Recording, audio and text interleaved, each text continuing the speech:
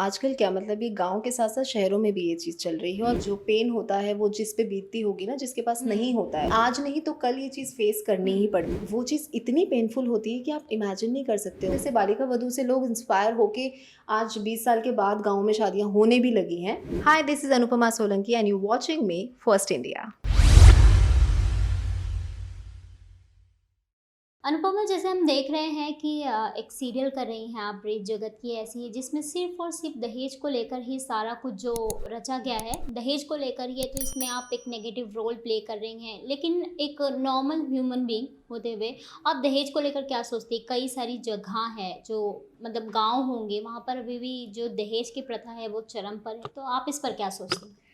आजकल गाँव में ही नहीं, आजकल क्या मतलब ये गाँव के साथ-साथ शहरों में भी ये चीज़ चल रही है और हम्म। बल्कि ऐसा नहीं है कि जो पढ़े-लिखे नहीं हैं या सिर्फ़ वही ये चीज़ें कर रहे हम्म। हैं। बहुत ही एजुकेटेड, बहुत अच्छी खासी फैमिलीज़ में भी ये चीज़ें होती हैं कि एंड टाइम पे, शादी के टाइम पर भी एक डिमांड्स रख दी जाती हैं और वो एक जो पेन होता है वो जिस पे बीतती होगी ना, जिसके पास नहीं हम्म। होता है और फिर जब उसको अरेंज करना पड़ता है, वो कितना डिफ़िकल्ट होता होगा वो हम ऐसे बातचीत करके अंदाज़ा नहीं लगा सकते हैं। बिकॉज़ मैंने भी देखा, हम लोग आस-पास में आस-पास क्या अपने घरों में ही देखते हैं, हम्म। आपने भी देखा होगा, सबके घरों में ये चीज़ें होती हैं कि आज नहीं तो कल ये चीज़ फ़ेस करनी ही हम्म। पड़ती है और हर हर बार मतलब लड़कियों को ही कॉम्प्रोमाइज़ करना पड़ता है किसी भी चीज़ को लेके, चाहे वो शादी अगर हो जाती है उसके बाद भी करना पड़ता है कि एग्जैक्टली। उनके हिसाब से रहना पड़ेगा, उनके हिसाब से या तो आप जॉब कर पाओगे, आप अगर वो चाहेंगे तो आप जॉब करोगे, नहीं चाहेंगे तो नहीं करोगे, ये आज भी है।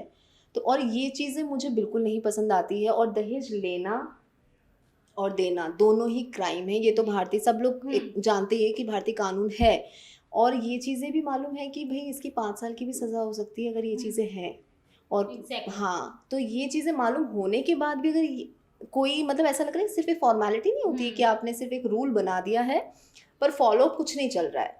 तो अगर फ़ॉलो अप होता और अगर आप एक्शन लेते, तो आज भी ये चीज़ें नहीं चल रही बिल्कुल। होती। तो मेरा तो यही मानना है कि अगर आपके आस-पास में भी चल रहा है, अगर हमारा शो का उद्देश्य वो है कि अगर कुछ रीत जगत की ऐसी से जेडी सर के उससे कुछ चीज़ें डे बाय डे आपका घरों में कुछ लोग सीखते हैं, तो हुँ। ये बहुत बड़ी बात है। हुँ। मतलब मुझे ऐसा लगता है कि वो फिर एक आप धीरे-धीरे जैसे बालिका वधू हो गया, हुँ।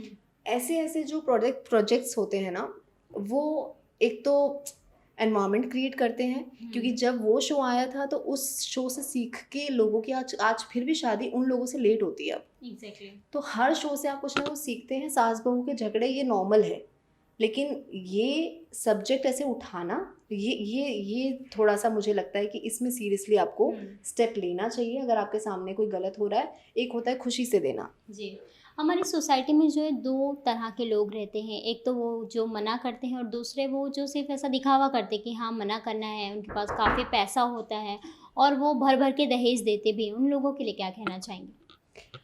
देखिए वो मना करते हैं, हमारे शो का भी वही है कि उसके जो बापूजी हैं वो मना करते हैं कि नहीं, पब्लिकली दिखाया है कि हुँ। मैंने कोई दहेज नहीं लिया है, हुँ। लेकिन उन्होंने पूरी प्रॉपर्टी ली है उनकी एग्ज़ैक्टली। और उसके बाप ने वो चीज़ कैसे की होगी, हम लोग वो इमेजिन भी नहीं कर सकते हैं। तो हुँ। वो कितना डिफ़िकल्ट और पेनफुल होगा उसके जो पापा बने हैं मीरा के एंड नंदिनी के, मतलब वो मैं रियल नेम बोल रही हूँ मीरा।